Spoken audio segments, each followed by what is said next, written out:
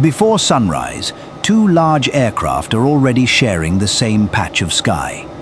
Ahead is a Yu-20 tanker. Behind it, moving through disturbed air, is an H-6N bomber. A hose trails from the tanker. At its end, a small basket shakes in the slipstream. The bomber inches forward, until the probe above its nose enters that basket and holds. That contact may look like the final step in a training flight. It is really the visible proof of a much deeper redesign. Most people see the H-6N and recognize the outline of an aircraft whose ancestry reaches back to the Soviet Tu-16. They see swept wings, two engines buried near the wing roots, and a long cylindrical fuselage. Then they notice the refueling probe and assume that is the upgrade. It is not. The more important change is underneath the aircraft, where the familiar internal bomb bay area was replaced by a reshaped, semi-recessed centerline section. One modification allows fuel to enter in flight. The other changes how a concentrated external load is carried through the airframe. The real manufacturing problem is making both changes work without turning the bomber into a collection of competing systems. So how do you take an old airframe architecture, redirect its loads, add aerial refueling, reconnect hundreds of aircraft functions, and still produce one stable flying machine?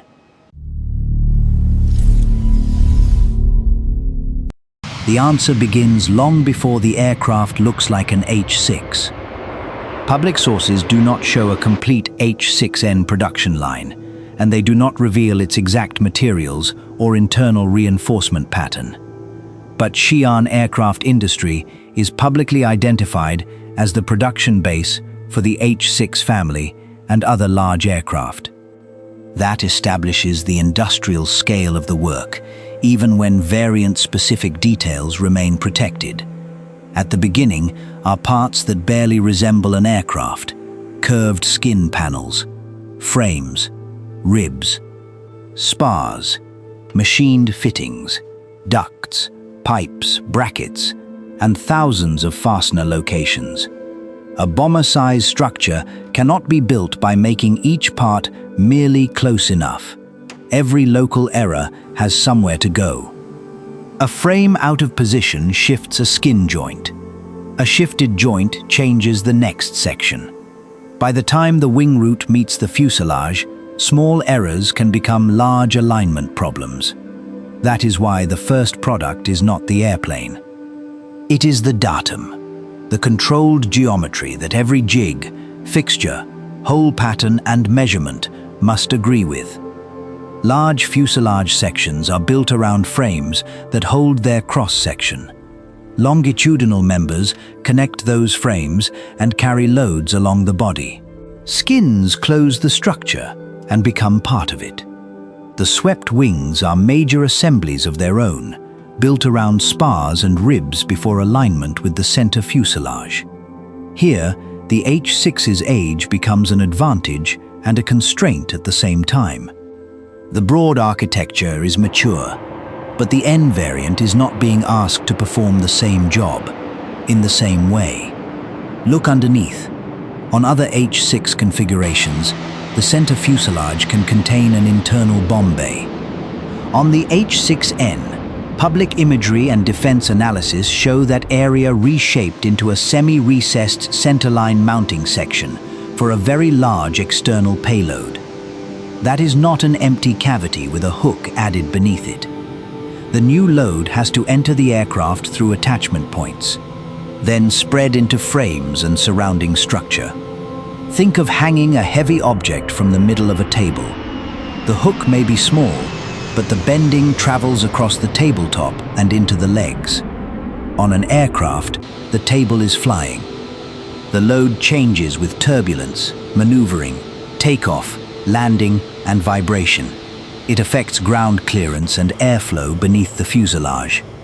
Because the mass sits near the centerline, it also changes balance in ways the flight control and fuel systems must accommodate.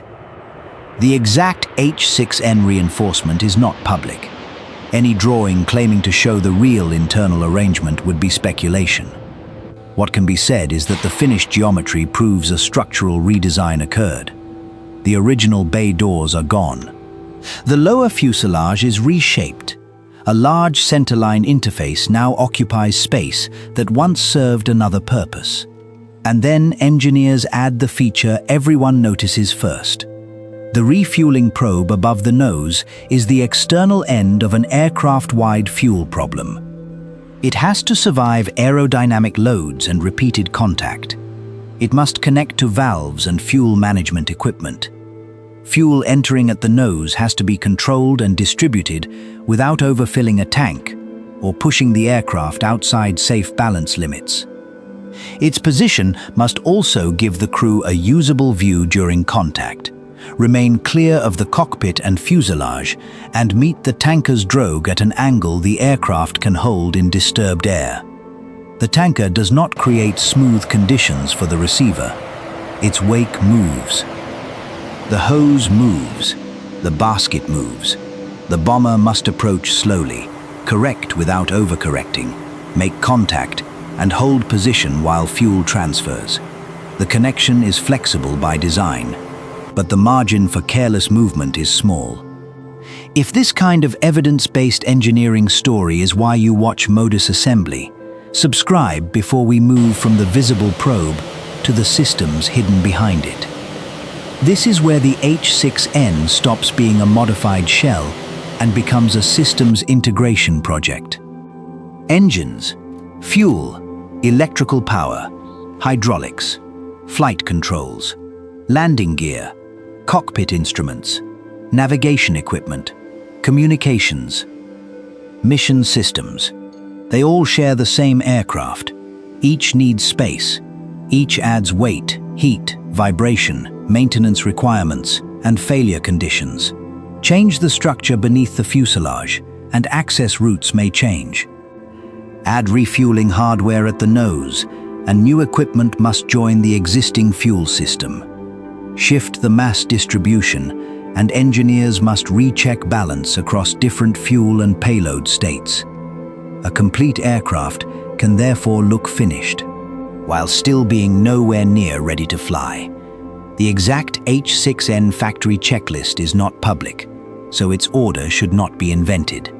But the redesign still has to answer physical questions. Do the control surfaces travel correctly? Does the landing gear carry and track the changed mass? Do the fuel paths hold pressure? Do the electrical systems remain isolated? Do the engines respond normally? Does the aircraft brake and steer as one integrated machine? This work is compelling because nothing is allowed to happen unexpectedly. A finished coating is not merely cosmetic. It protects the surface and creates a consistent exterior, but it can also hide joints, fasteners, and areas technicians still need to inspect. Finishing and inspection therefore follow a controlled order. Surface contours are checked. Doors and panels must sit correctly. The refueling probe must remain aligned. The landing gear must track straight. The centerline area must match its intended external geometry. Only then does the aircraft move into increasingly demanding tests. First, the machine proves it can exist safely on the ground. Then, it proves it can move. Then it proves it can leave the ground, climb, turn, descend, and return, while its systems remain within limits. A redesigned aircraft is not validated by one heroic flight. Confidence is built in layers, with each test opening only after the previous one has reduced enough uncertainty. The H-6N was publicly unveiled in 2019, when 3 aircraft flew over Beijing with the new nose probe visible. In 2020, imagery showed one carrying a large centerline object, making the altered lower fuselage impossible to dismiss as a minor change. United States defense reports later described the type as operationally fielded and assessed it as the air-refuelable bomber assigned to the airborne part of China's developing nuclear triad. That nuclear role is a United States government assessment. Chinese public descriptions emphasize long-range strategic and refueling capabilities without releasing the complete technical picture. Then, in June of 2026, official Chinese military media released the clearest public demonstration of the second half of the design, an H-6N taking fuel from a Yu-20. Watch what that moment proves. The probe is in the correct place. The crew can guide it into the drogue. The bomber can hold formation behind a much larger tanker. The fuel system can accept the transfer. The aircraft remains controllable as its mass changes. And tanker and receiver together can extend the bomber's reach beyond that of a comparable non-refuelable H-6. It does not prove every claim made about the aircraft. It does not reveal the exact plumbing, payload mass, reinforcement layout, or classified test limits. But it answers the manufacturing question that can be answered publicly. The H-6N is not an old bomber with a tube attached to its nose. It is a legacy airframe rebuilt around two new flows.